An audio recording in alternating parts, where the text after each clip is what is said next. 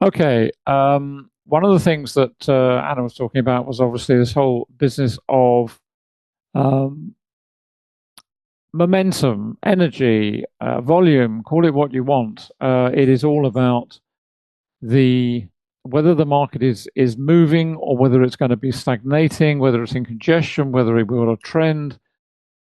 And there are lots of different indicators that we have to represent this. And I've not shown this before on live stream, but this is the tick speedometer. And we developed this indicator with two ideas in mind. First of all, to give us a visual representation on when we had energy in the market. In other words, when a trend was developing, when we had rising volume, when we had activity.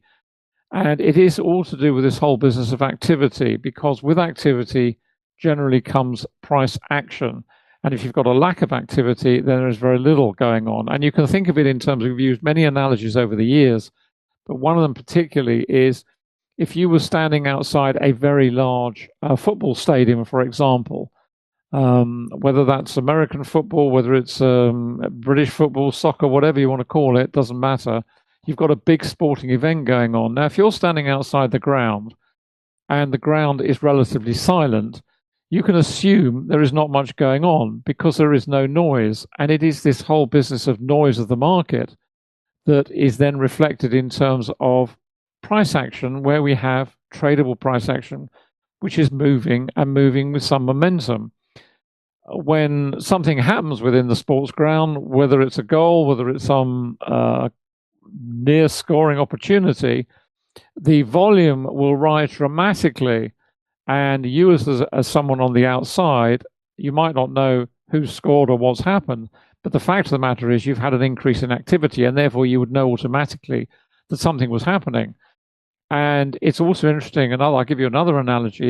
If any of you are familiar with Nick Leeson, who brought Barings Bank down, one of the sentences I remember very well. He's I think he's having a coffee somewhere just outside the pit where it was live trading, where it was the full outcry of live trading, where traders would trade within the trading pit, and he was on the outside having a drink, having a coffee, and then there was a huge increase in volume, and he knew instantly the market was collapsing, and that was to do with an earthquake in Kobe, I believe it was. And at that point, without even knowing what was going on, he knew the market would be selling off very, very hard indeed, because the level of activity had risen dramatically. And it's exactly the same here. And what we've done with the tick speedometer, as I say, is twofold. First of all, it gives us this very visual indication of when the market has activity and when it is dormant. And obviously, dormant is represented with red. So whenever we get these red bands of color, we know the market, the activity here, let's call it that, the noise of the market is quieting down. So all these red areas signal to us that this is an area of relative inactivity, and therefore we've got to be careful. Where we get colors of the orange and the green, the orange is very much the average, what we expect to see when the market is ticking along. And then the green is really where we get punctuated with high volume, high activity, in other words. So as long as we have orange predominantly, and if we have punctuated with green, that's great, because that tells us that we've got a market that's moving along. And then we get these volume bursts where we get activity coming in. So as long as we're in orange and green on the various timeframes, we know that we're in safe territory, and at least we've got tradable price action. But where you get these very extended, you can see here we're on euro dollar here on 15-minute, where you get these very extended periods of red. This was overnight through Asia. Then we get a little punctuation of green, so we get some activity through this period. Then we go into orange. Okay, it's tradable, and so on and so forth. So there's very little red so far on the 15-minute. We've got a little bit of red coming in now because we've seen it reflected on the faster time frames, particularly over here on the 5-minute, where we've got a lot of red. So what we're looking for with the tick speedometer, it's a very visual indicator. And what it's telling us, in addition to that, it's also giving us the optimum tick levels if we're trading tick charts. I'll go into that on another day. But essentially, this is a very simple application of the tick speedometer where we apply it to the chart, and it will give us a visual idea of when markets are moving and we are seeing momentum coming into the market. Now, another indicator which is very similar in that sense is the volume point of control. And hopefully you can see that coming up. And the volume point of control, let's go to the 5 minutes to start with. There we go. What the volume point of control does is it presents volume on the y-axis, in other words, on the price axis, as opposed to what we're normally looking at on the time axis. And what it also displays in a very visual way is where we have very high volumes here, and also where we have relatively low volume here, what we call low volume nodes. And of course, you can see the volume falling away up here, and it's falling away to the downside. On this time frame, we're on one chart here. The yellow line, the yellow dashed line, is the volume point of control itself. In other words, that signifies the heaviest concentration of volume that we have on this chart over this time period. And the way to use the volume point of control is very, very simple, because it gives us very clear indications of two things. First of all, when we are likely to see congestion, because if a price is approaching the volume point of control, this yellow line, for sure it is going to congest. There is no way it's going to move through there very rapidly. It's going to congest and build around that region as it did here before it moves on onto the upside. And the same here, we had the congestion phase building, and now we're breaking down to the downside, away from the volume point of control. And in addition to that, we are moving ever deeper into these low volume areas, which is great, because if we're trading short, that's exactly what we want to see. Volume in this way, represented in this way, you can think of in exactly the same way as you would do in terms of traditional price support and resistance, where we come into areas where we've got congestion of price, then we're going to see the price itself congest again, and they can act as support and resistance areas. Now, volume point of control works in exactly the same way, where we have high volume areas, as denoted by these this histogram on the right hand side, where we have these very high areas. We can expect price to congest because it's coming to an area where you've got a dense concentration of volume which acts in the same way as price. In other words, it's going to bring that price action to a halt because there are so many orders sitting there, either previous orders or traders trying to get out, traders trying to get in. It's a congestion of volume in those areas. But equally, as you can see here, where the price comes down to test a low volume area where there's little in the way of volume to act as a support in this case, the price goes through there very, very rapidly. And that's great because it gives us an indication of what we can expect to see when price approaches any of these regions. And as you can see, the volume, it works in all levels across all the time frames. So if we go up to the 1 minute chart, pop that up, we've got a volume point of control here. So if we're coming down here, it's no surprise to see price congest. We break away, we come back up, we go into congestion again. Looks as though it's going to retest that level again. And that is what we want to know. We want to know in advance what is like to happen. And if we're trading this around this sort of price area, we know that on the 1 minute time frame, at any rate, it is going to congest for a period. Now, obviously, everything is related to time. The slower we go down the time horizons, we go down to the 5 minute. Clearly, that's going to spend longer congesting in that phase than on a 1 minute time frame. Everything is relative when we look at the concept of time. So the volume point of control is hugely significant. As you can see, it works across all the time frames. I've got 6 here. And when we come down to the daily, this is for cable. What's important here is that if the market continues to break to the downside, once we get down to this level below 133, probably about 132.80, something like that, that is where we have an immense concentration of very, very high volume. And therefore, as a trader, whether you're on a faster time frame or a slower time frame, whether you're a scalping trader or a trend trader, doesn't matter.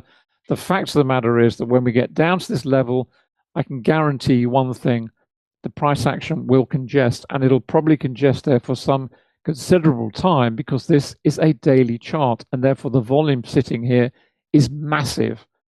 Now, once it starts to break away, if it started to break to the downside, then this would be a very, very nice area for you to trade longer term, because from 132.80, let's say, down to roughly 130, the concentration of volume here is much, much lighter.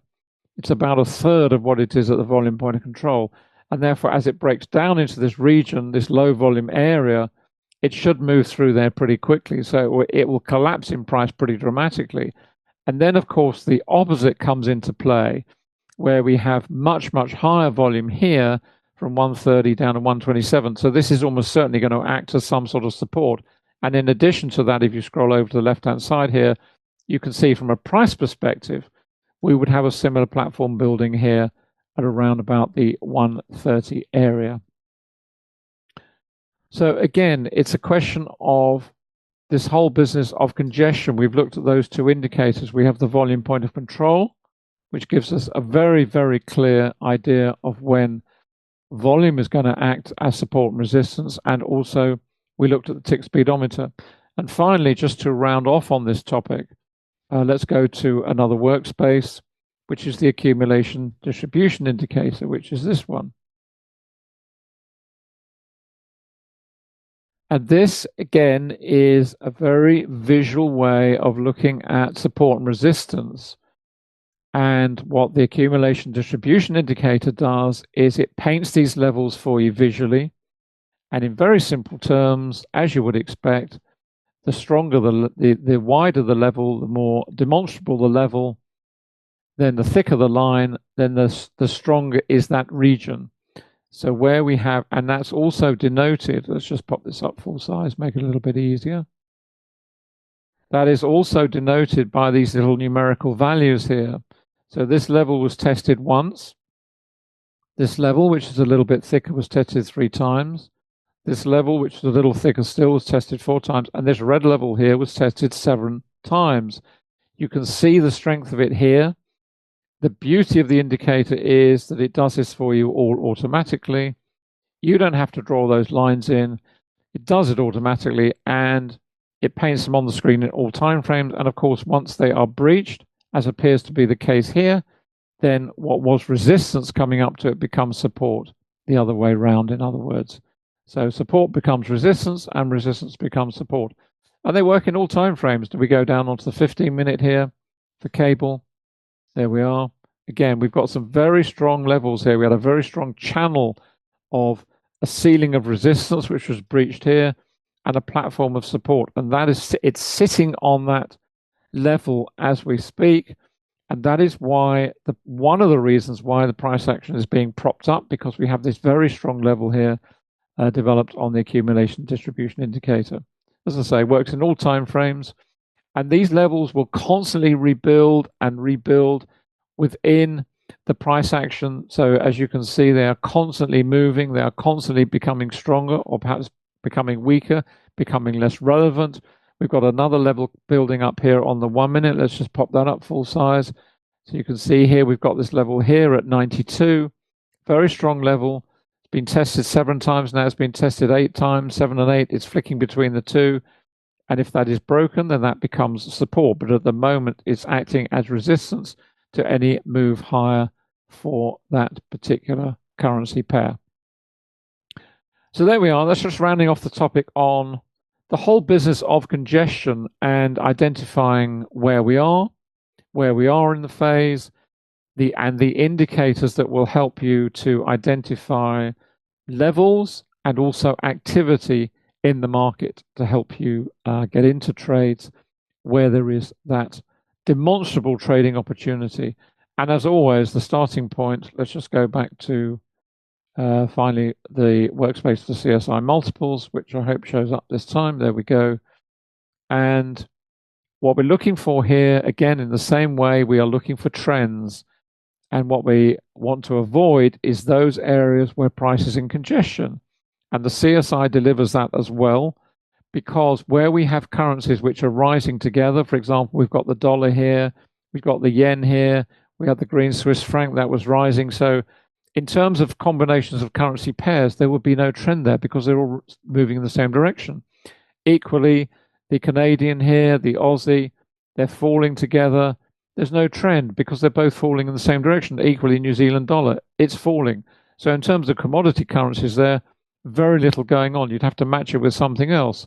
Now what's happening in terms of potential trend is we've got the New Zealand very heavily oversold, and we've got the Japanese yen right up at the top, very heavily overbought. So if I were looking at this now, I'd certainly be moving to the New Zealand yen chart on this time frame. We're on 5 minute here, so something around that area.